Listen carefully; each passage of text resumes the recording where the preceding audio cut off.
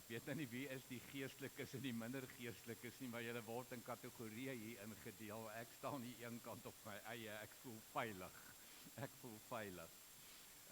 Dis lekker om weer by julle te wees vanoggend, lekker om weer saam met julle te kuier. Ek sien hierdie tipe van goed altyd as 'n kuier rondom die woord. Kom ons hoor die Here se hart klop vir ons. Ons vergeet dit so vinnig, ons vergeet dit so maklik, want hierdie wêreld wat ons in leef, is asof dit een van sy pertinente doelwitte is om ons net te skei van God, of om ons so aan die hardloop te kry, dat ons net nooit stil sit by die Here nie, dat ons net nooit sy stem hoor nie, in naweek soos hierdie, in geleenthede soos hierdie, in hierdie paar minute wat ons nou gaan saam kuier, is nou juist een van daai geleenthede. Kom ons hoor net weer die Here se hartklop vir jou lewe en vir jou as persoon, en ook as kerk, ook as gemeente, want sy kerk is vir hom belangrik, sy gemeente is vir hom baie, baie, baie belangrik. Nou, ons is besig met om as mens in God se wêreld te floreer, dit is die tema waarmee ons besig is, en ons het nou gisteraand gaan stil staan by waar begin dit, en ons sal almal nou hierdie prentjie onthou wat jy nou gaan sien, en dit is dis waar dit begin. Mense, dit is gered van self, jy is van jouself gered. Dis vryheid, as jy wil weet wat is ware vryheid, Paulus is so ernstig oor vryheid, hy skryf daar in Galasiërs, sê hy op 'n stadium, staan dan vas in hierdie vryheid, moenie dat iemand dit ooit weer van jou al wegneem nie. En daai vryheid kom net deur genade. En daardie woorde wat ek gisteraand gebruik het van Craig Rochelle en sy foto's wat ek vir julle gewys het, en hoe hy was en wat hy was en hoe die Here hom kom verander het, net deur een ding, deur genade. En daardie woorde, toe hy Efesiërs 2 vers 8 ontdek, hoekom het niemand my nog ooit hiervan vertel? Hoekom het niemand my nog ooit hiervan vertel? Want ons leef in shame en ons leef in guilt, skuld en skande, en dit is hoe ons deur die lewe gaan. So, en daar is God se leer, die kruis. Hy het afgeklim na ons toe. Dis een van die mooiste psalms wat dit beskryf, is Psalm 40. Dawid wat uitroep, en dan staan die volgende woorde daar, hy het na my toe afgebuig en my hulp geroep. Wat is ons natuurlike geneigtheid? Is ons wil opklim. Dit is net hoe ons is, dit is hoe die mens, dit is ons default. Ons wil werk, ons wil verdien. En Psalm 40, ek dink is vers 2 spesifiek, wat so mooi sê, hy het na my toe afgebuig, my hulp geroep, my uit die put van modder uitgetrek, en my voete weer op 'n vaste rots gesit, en Wie is die rots? Die rots is Jesus Christus vandag, vir my en vir jou. En goed, nou kom ons by ons tweede sessie van die 3. Dan sê ek, intimiteit met God, laat jou floreer. Julle sal nou die Nuwe Testament vertaling gister onthou van 2 Korintiërs 5 vers 21. Wat mooi vir ons gesê dat Jesus in ons plek aan die kruis is eintlik vir jou, die kruis is eintlik vir my, maar dis Jesus in ons plek aan die kruis, sodat ons vergewe kan word om in 'n nuwe verhouding met God te staan. Nou mense, 'n verhouding is intiem. 'n Verhouding is intiem. Vader, mense, dit is die kosbaarste woorde wat jy oor jou lippe kan neem. Ons Vader wat in die hemel is. Hoe leer hy sy disippels bid? Hoe leer Jesus die disippels bid? Ons Vader, ook nie my Vader nie, ons Vader, ons leef in gemeenskap met mekaar, ons leef in verhouding met mekaar. Maar daai woorde Vader is intieme woorde. Die vraag is net, kom ons genoeg daarby uit? Want die wêreld wat ek en jy in leef, die wêreld wat ek en jy, ek staan met al twee my voete in presies dieselfde wêreld as wat jy in staan. So my uitdagings, presies jou uitdagings, weet dit lyk anders as 'n mens hier staan. Ek het dit gisteraand vir julle gesê, dit is nie anders nie, vir jou baie of goeie of slegte nie. Dit is presies dieselfde. En uitstaande kenmerke van hierdie wêreld wat so vir ons uitgedeel word, wat so op 'n skinkbord vir ons gegee word, vir ons gebied word. Is twee spesifieke goed. Die eerste een is gejaagdheid en die tweede een is geraas. En as enige iemand hiermee wil verskil, dan verskil jy met wetenskaplike navorsing. Daar is twee van die uitstaande kenmerke van ons tyd. Gejaagdheid en geraas. En ek gaan nou stil staan baie spesifiek by hierdie intimiteit met God, rondom minder gejaag wees, rondom rustig raak in jou siel, in jou mens wees. Anders gaan ons net nooit uitkom by. Onthou julle wat het ons gisteraand ook vir mekaar gesê? Genade is 'n daaglikse ding. Dis nie 'n eenmalige ding wat in jou lewe gebeur nie, dis 'n daaglikse ding. His mercies are new every morning. Kom uit klaagliedere uit. Sy genade vir elke dag. 'n Handvol vars genade. Louis Brits se woorde in een van sy 20 jaar terug se liedere. Maar gejaagdheid steel dit. Gejaagdheid steel dit by jou en by my. Gejaagdheid beroof ons van hierdie intimiteit. En hierdie elke dag se genade. Elke dag se genade. Elke oggend moet ek en jy net vir die Here sê, Here, gee my net vandag se genade, dat ek net vandag maak, dat ek net vandag deurkom, dat ek net vandag 'n verskil kan maak. Dit is hoe mense die lewe doen.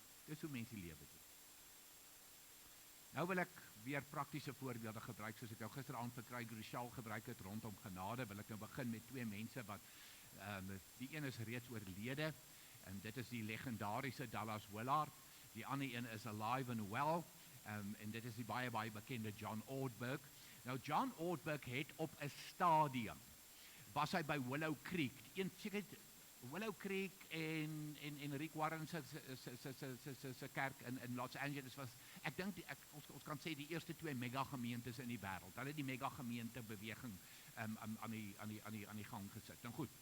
Nou John Ortberg was redelik aan die begin, was hy by Willow Creek gewees. Nou mense, 'n megagemeente, 'n megakerk, enige kerk, enige bediening tap jou. Dit amper sê dit reuneer jou siel, want jy's verskriklik besig. En dit is baie selde, vra my wat lank voltyds in 'n gemeente was, is baie selde dat enige iemand vir jou ooit bel en vir jou sê, luister, ek bel maar net om te sê, het gaan goed met my, dankie. Ek dink nie, ek het in my 14 jaar wat ek voltyds in 'n gemeente was, ooit een so oproep gekry nie. Ek het so hier en daar 'n bietjie positiewe terugvoer gekry van dankie, daai raad wat jy gegee het werk, of daai raad het ek toegepas, en weet jy, ja, my verhouding met my ma of my pa is nou beter, en so aan. Daar is ligter oomblikke en lekker oomblikke, maar oor die algemeen bediening vat jou uit. En John Ortberg was op 'n stadium in totale uitbranding gewees. Totale uitbranding. Toe klop hy aan by Dallas Willard. Nou Dallas Willard, mense, ek het nie genoeg woorde om nie man se lof te besing nie. Hy's 'n mentor vir verskriklik baie geestelike leiers gewees, voordat hy so klompie jare terug oorlede is. Jy kan enige boek van Dallas Willard koop, jy kan enige boek van Dallas Willard lees, ek kan dit veel onvoorwaardelik aanbeveel, dit sal jou lewe diep aanraak, dit sal jou lewe verander. Maar in elk geval, John Ortberg gaan toe na Dallas Willard en hy sê, Dallas, asseblief, help, ek is besig om te sink, ek is besig om onder te gaan, ek het raad nodig, ek klop aan by my mentor, ek klop aan by 'n legendariese geestelike leier, help my asseblief. Nou is John Ortberg soos ek jy wag nou vir die lys. Weet jy, moet nou dit doen, en dit doen, en dit doen, en dit doen, en dit doen, en dit doen. En kyk mooi hoe antwoord Dallas Willard hom. Hy sê vir hom, you must ruthlessly, ek love daai woord, eliminate hurry from your life. There is nothing else. Jy wag vir 'n lys, daar's niks anders. Hurry is the great enemy of spiritual life in our day. Met ander woorde, hurry is die vyand van 'n intieme verhouding met God. You must ruthlessly, hy sê dit 'n tweede keer, ruthlessly eliminate hurry from your life. Hy sê raak aggressief teen gejaagdheid. Weier dit in jou lewe, want dis wat jou intimiteit met God steel, dis wat daai porsie genade wat die Here elke dag vir jou wil gee, wat maak dat jy dit nie kry nie, of dit nie ervaar nie, of dit nie beleef, of wat ook al nie, die Here staan met oop arms om dit vir jou te gee. Nou mense, ek het nou al vir myself hoeveel keer in my eie lewe gesê, ek is so oortuig die Here wil my seën, maar hy wag net dat ek bietjie stil sit sodat hy dit kan doen. Ons is soos rooi mure. Ons woel. Ons move. En dan vra jy vir iemand, dink gou 'n bietjie wanneer as jy die volgende woorde self gebruik. Vergeet op van iemand anders teenoor jou. Iemand vra vir jou, hoe gaan dit met jou? En jy sê, baie besig. Het jy die vraag geantwoord? Nee, jy het nie. Ek weet nie van jou nie, maar ek is baie besig. Maar dit is vir my fantasties. Dit is vir my heerlik. Daar is 'n baie groot verskil tussen besig wees en gejaagd wees. Dit is 'n major verskil. Mega verskil. Ek gaan dit jou uit die Bybel uitwys vir. Ons moet besig wees. Die Here wil nie 'n klomp lui mense op aarde hê nie. Sy koninkryk moet kom as mense wat verlore gaan. Dis sy hart dat geen mens moet verlore gaan nie. Ek wil Petrus skryf dit vir ons. Hoe kan ons nie besig wees nie? Ek wil ons moet hard werk, ons moet ons talente gebruik, ons moet ons gawes gebruik. So ons moet besig wees. So moet nooit as iemand vir jou vrou gaan dit sê baie besig. Met so 'n ou gesig. Moet dit asseblief net ooit vir my sê. Ek het nog gisteraand al gepraat van my goeie verhouding wat ek met my vriend Stefan Joubert het. En nou ek en hy doen dieselfde tipe van, hy's E-kerk, ek is baie te amp, en dan Sondag doen ons saam ritme daar in Pretoria. En ek en hy het al die volgende sin aangeleer. Dit gaan lekker besig. Lekker. Hoekom? Ek is besig om my gawes te leef. Ek is besig om in my passie te beweeg. Ek is besig om my energie te bou deur besig te wees. Dis die verskil tussen besig wees en gejaagd. En John Ortberg, wat nou vandag 'n baie bekende leierskapkonsultant is, saam met sy vrou Nancy Ortberg, en weer eens fantasties, regtig skitterende mense. Hy ontwikkel toe die volgende woorde. Nou leer hy weer wat Dallas Willard vir hom geleer het. Gebruik hy nou net ander woorde en hy verwoord dit as volg. Hy sê, hurry is not just a disordered schedule. Gaan nie oor jou dagboekie. Hurry is a disordered heart. Is 'n disgeoriënteerde hart. Dis die binne, daar waar niemand kan sien nie. Dis nie besig wees, dit is nie die dagboek, my dagboek is vir hom nie. Leaders desperately need what the ancients called silence and solitude to help us to lead at our best. So mense, kan ek nou vir jou eerlikwaar sê uit my hart uit vanoggend 'n ernstige wesentlike belydenis doen. Wanneer is ek die goorste mens, die slegste weergawe wat Johan kan wees? Wanneer sy hart in 'n hurried mode is. Wanneer ek harried is.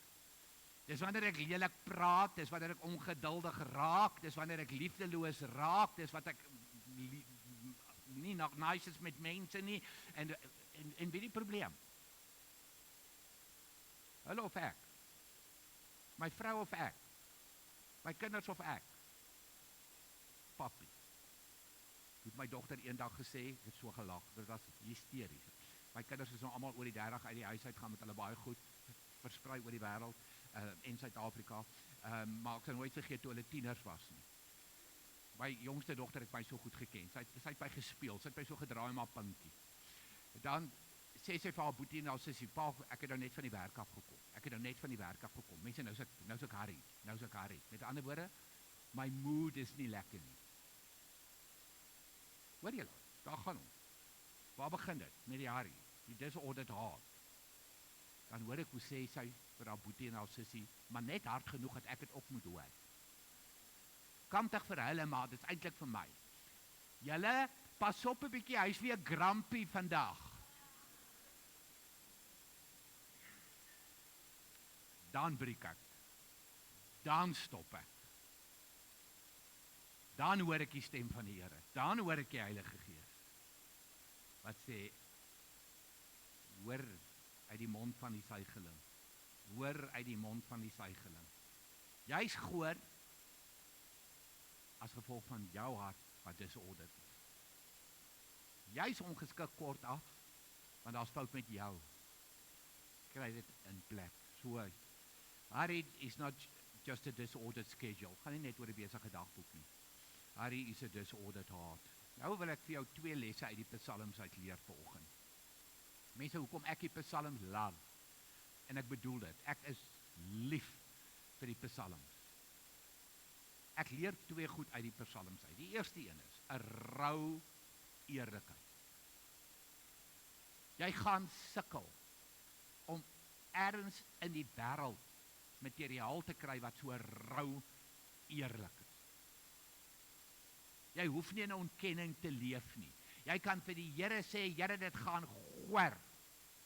Here, dit gaan sleg. Here, ek is kwaad.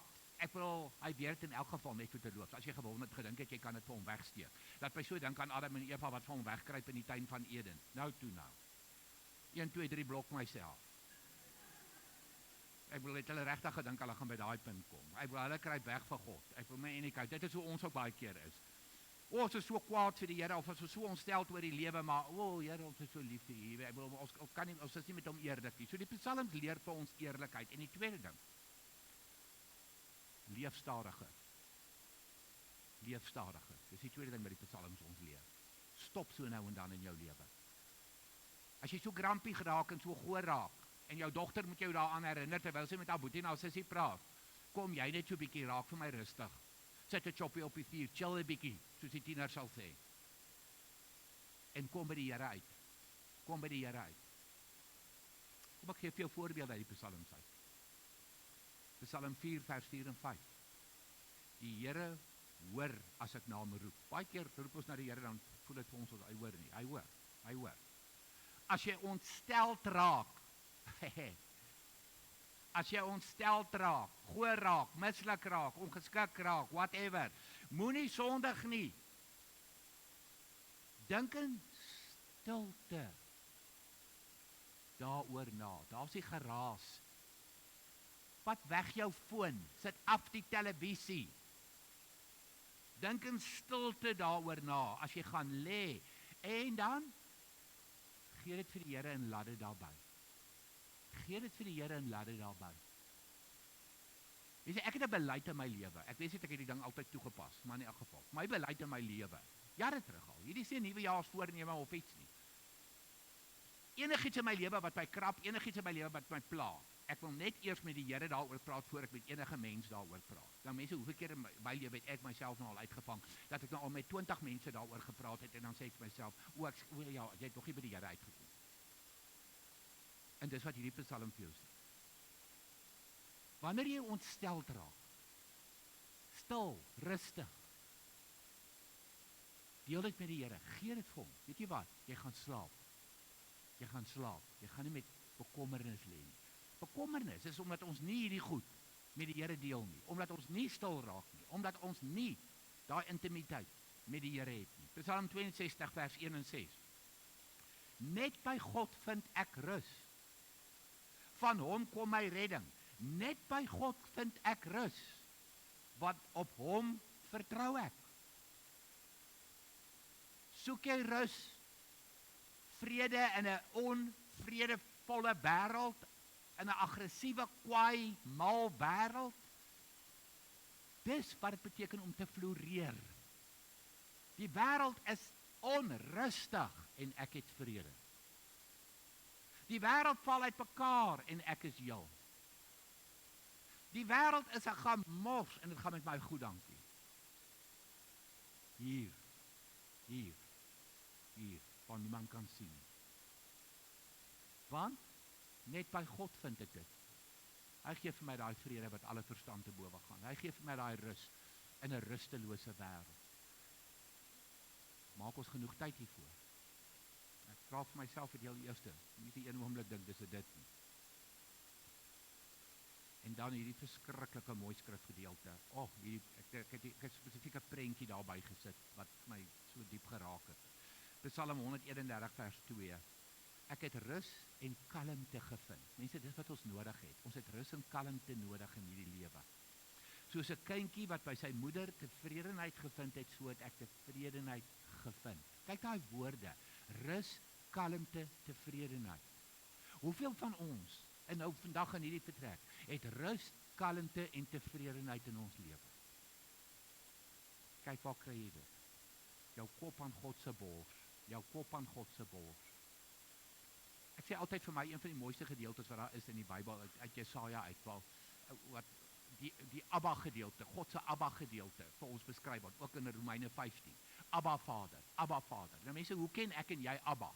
Vandat ek so groot is, as my pa my geabba het, of my boetie het, my ouer broer het my geabba, of wat ook al, dan spring ek op sy rug. En dis Abba. Hoe het 'n herder 'n skaap gedra in die Bybelse tyd? Hier.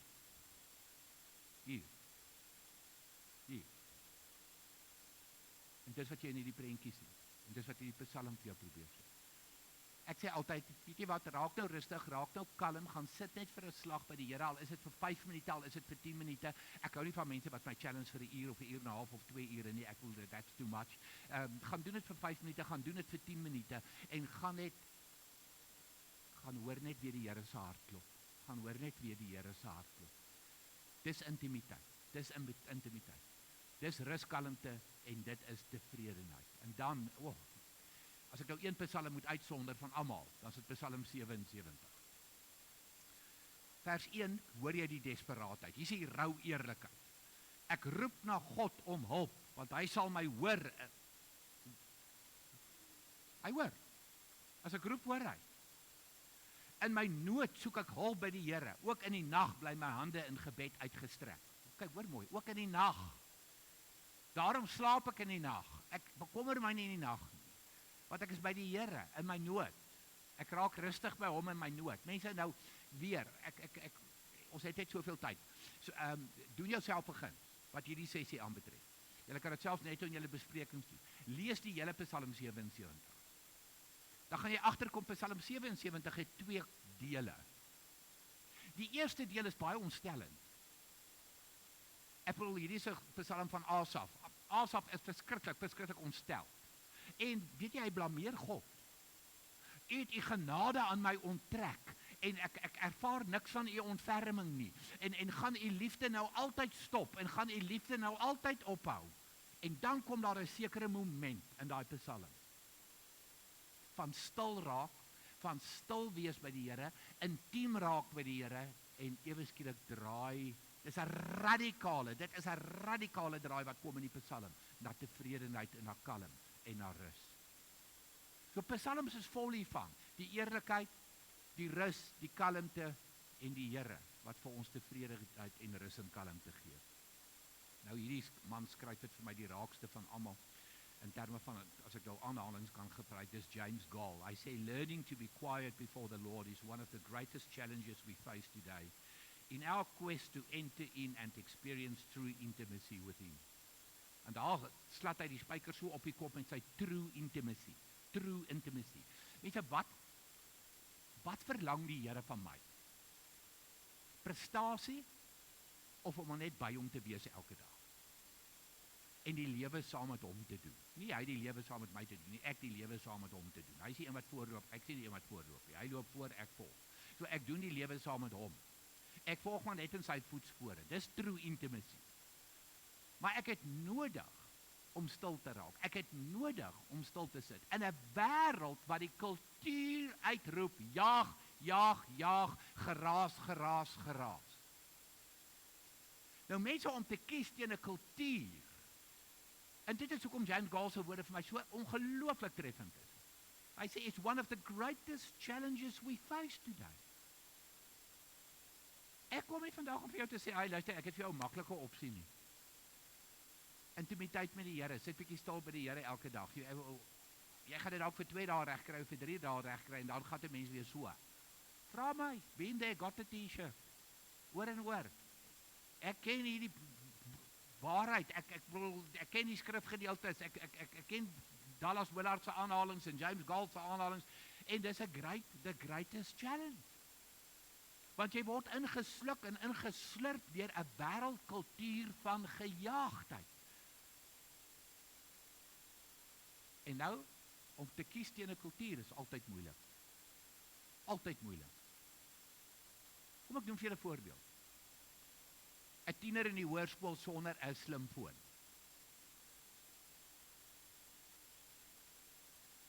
Wat dink jy gaan die reaksie wees? Oh, dankie papa, dankie mama. Nee. Moeilik om teen die kultuur te gaan. Vra vir Daniël. Julle sal die koning se kos eet. En Daniël sê, ons gaan nie die koning se kos eet. Op daai oomblik kon die koning hom laat doodmaak het. Op daai oomblik. Toe hierdie 15-jarige, min of meer 15-jarige jong tienertjie vir hom sê, ek en my vriende gaan nie die koning se kos eet nie. Ons gaan net die Babiloniese kos eet. Toe kies hy teen 'n kultuur. En wat is die gevolg? Toe lyk hy sterker en beter as al die ander. So wanneer ek en jy dit gaan regkry om teen die kultuur van gejaagdheid te leef en te kies, gaan ons sterker en beter as al die ander lyk. Dis altyd die gevolg van Jesus volk. Want hierdie wêreld het nie Jesus kultuur nie. Hierdie wêreld is siek. Hierdie wêreld is sad and disappointing and evil. En nou haal ek vir Larry Crabb aan. Dis die woorde wat hy gebruik. En om in daai wêreld te floreer, ons het nou net dit gesing, thrive.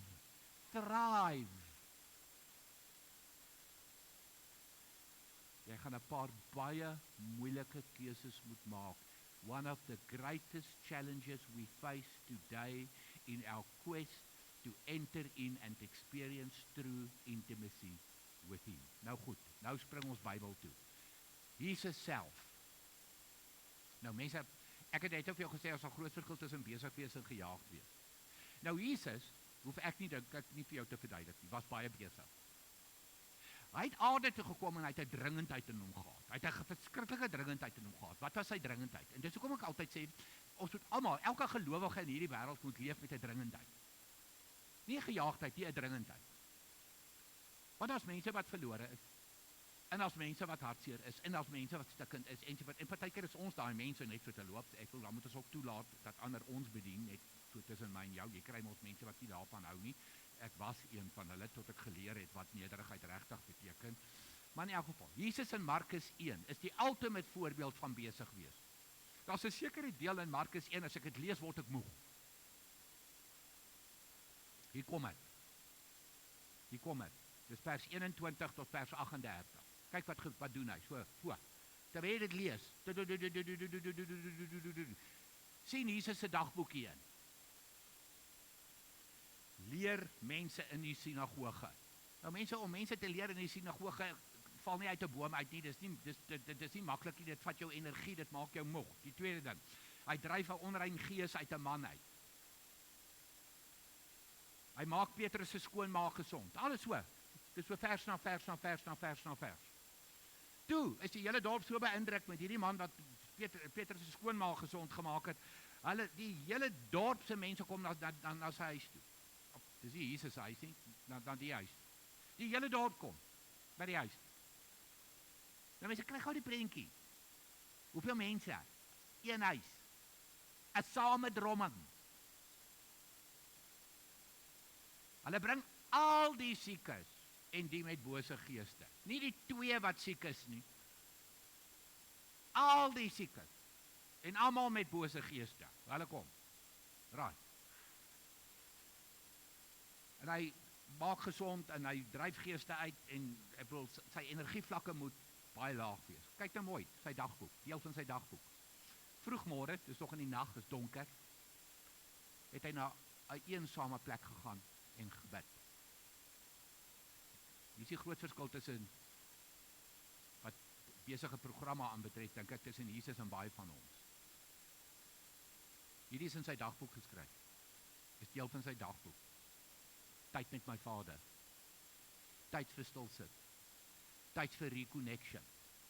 Tyd vir my petroltank volmaak, my geestelike petroltank. Die volgende oomblik soek sy disippels hom. Dis nog donker, hulle soek hom. Hulle kry hom en Jesus sê, "Yes.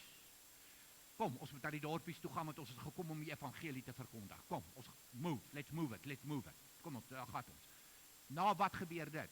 Na hy tyd met sy Vader spandeer en hy vol geword. Baie van ons hardloop op empty tanks. Mense, ek gaan dit regkry dalk vir 'n week, vir 2 weke. En dan kom uitbranding.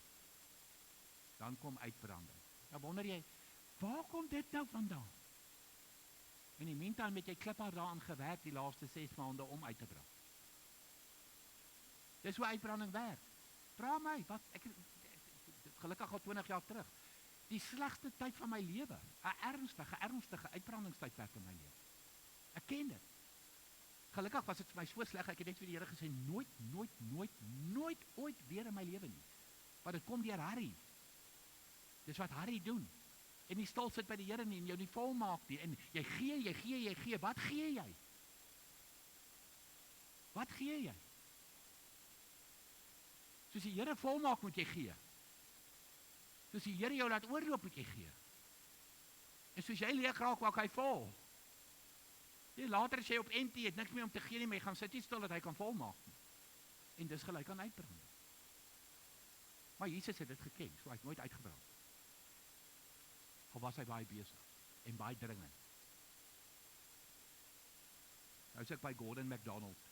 Is nog 'n geweldige groot mentor, bekende mentorfiguur in die wêreld vir baie geestelike leiers. Hy sê reflection is an inner conversation. During inner conversation, your engagement with other people is suspended. So hoor mooi. So lief is wat jy is vir ander mense, so lief is wat jy is vir vriende, vir vriendinne, vir koffie saam met hulle, vir eet saam met hulle, of vir nou breakfast is, of nou lunch is, of wat ook al. Kyk mooi. During inner conversation, your engagement with other people is suspended. Nou sit ek in die Here. There's a time to love, to serve, to care for other people, but a time of inner conversation is personal and private. Dis ek in die Here. En Here, nou sê ek waar die psalms is. Ek is nou rou eerlik. Ek is nou absoluut gestroop, kaal gestroop voor U.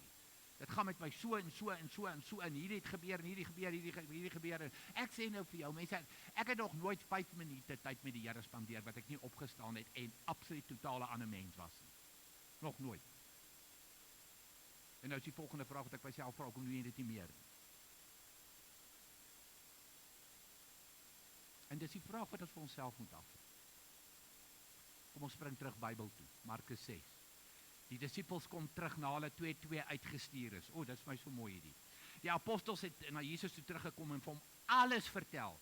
Dit klink soos my jongste dogter. Kyk, as sy terugkom van 'n plek af, dit gaan soos 'n masjien gebeur. Ek hoef haar niks te vra nie. Jy moet net jou ore beskikbaar hê. Okay, right. En hier's groot opgewondenheid. Hier's verskriklike opgewondenheid. Die apostels het so baie om te vertel.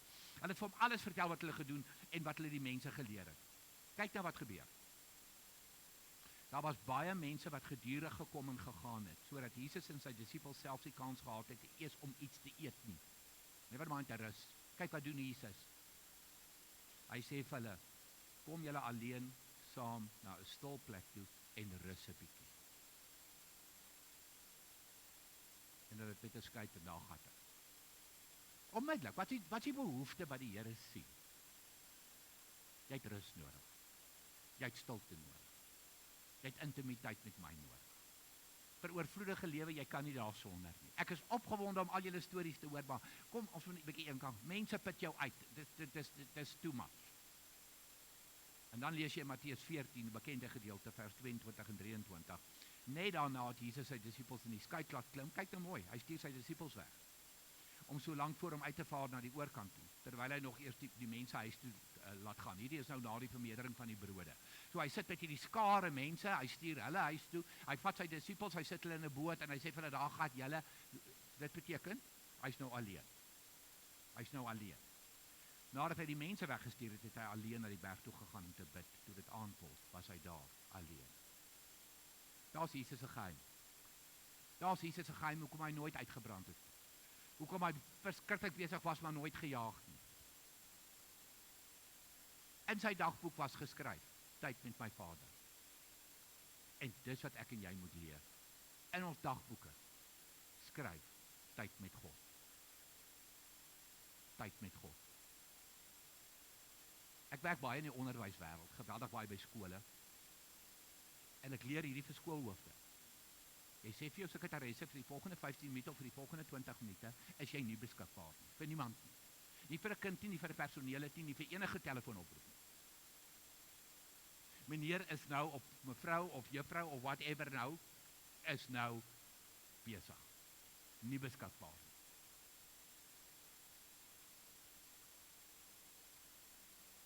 Kom ons doen dit ook. Kom ons doen dit ook. Nou gaan ek vir jou 'n interessante ene wys. Hoek. Nou mense, hoek is 'n Jood. Dis 'n Jood. En die Jode het ons nou die Sabbat. As ek dit nou reg het, is dit van Vrydag aand 6:00. Ek is nou nie so into die Joodse godsdienst nie. Ek dink ek kom agter ek's 'n Christen, maar in elk geval ek het 'n groot respek vir hulle net het hulle vir enige geloof, vir enige godsdienst. En hy het nou sy 24 uur rus, 'n periode, dis gesinstyd. Dit is, ek was al in Israel gewees, daar's tot 'n Shabbat, huisbak, want jy mag nie die knoppie druk nie. Dis regtig. Die hotelle in Israel, in die Shabbatdag is, dit loop oor, hoekom? Jy mag nie kos maak. Iemand anders mag vir jou kos maak, maar jy mag nie kos maak. Jy mag nie werk nie. Jy moet rus.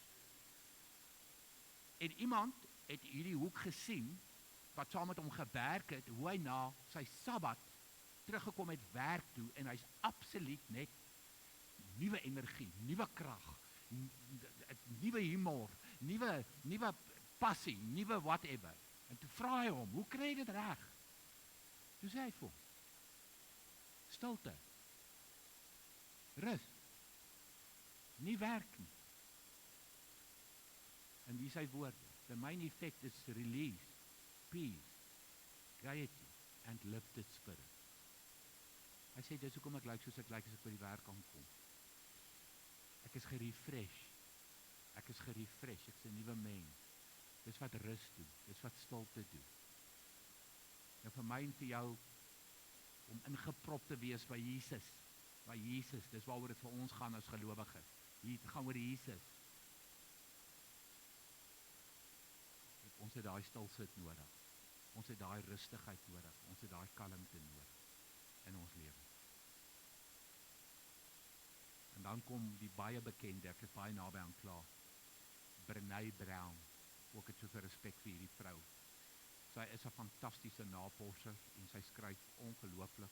Van haar boeke is net vir my too much. Ek lees dit verskriklik stadig.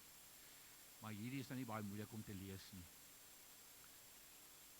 It takes courage to say yes to rest and play in a culture where exhaustion is seen as a status symbol.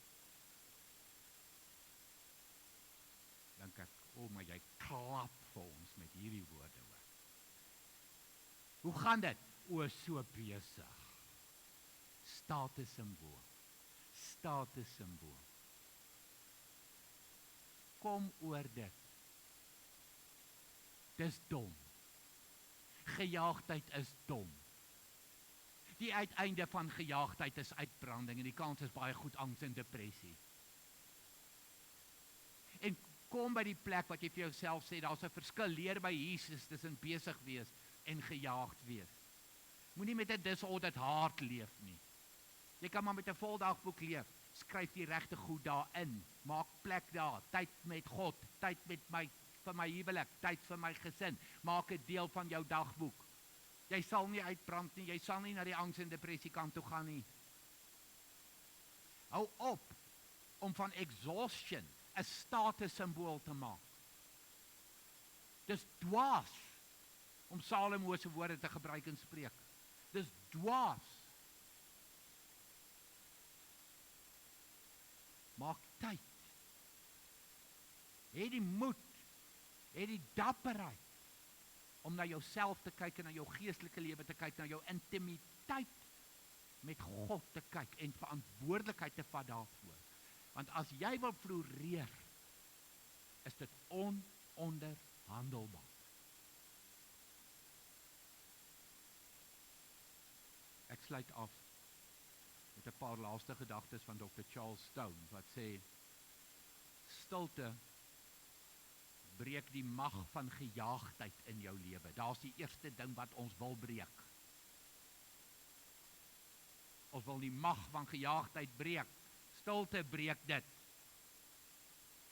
Stilte breek die mag van beheer, kontrol. Stilte laat jou surrender. Dit laat jou surrender. Dit laat jou die genade vat en oorgee aan God. Stilte breek die mag van die tong. Julle pas op, hy's weer grumpy vandag. Nou kan jy God se stem hoor. Vra vir Elia, waar het hy hom gehoor? Nie in die aardbewing nie, nie in die vuur nie, nie in die wind nie, hy het hom gehoor in die windstilte. Die Here fluister. Sit, ek wil met jou praat. Sit, ek het iets om vir jou te sê. Sit, ek wil jou seën. Ontvang sy wysheid in stilte vir goeie en wyse besluite. Kom ek bid vir ons. Here, help ons, ons het U hulp so nodig met hierdie. Want hierdie is 'n enorme uitdaging in 'n wêreld wat weghardloop onder ons. En ons sukkel om by te hou, en ons hardloop voluit saam, en ons is uitgeput, ons is exhausted, Here. Here, bring ons elkeen net by die punt vanoggend dat exhaustion is dwaas, dis nie 'n statussimbool nie. Dit beroof ons van floreer, dit beroof ons van oorvloedige lewe. Dit kom steel by ons. Here, en genoeg is genoeg. Ons kies, soos Dallas Willard gesê het, to ruthlessly eliminate hurry from our lives. Here, en help ons om ons dagboeke anders in te kleur en anders te orde. Amen. Roelof.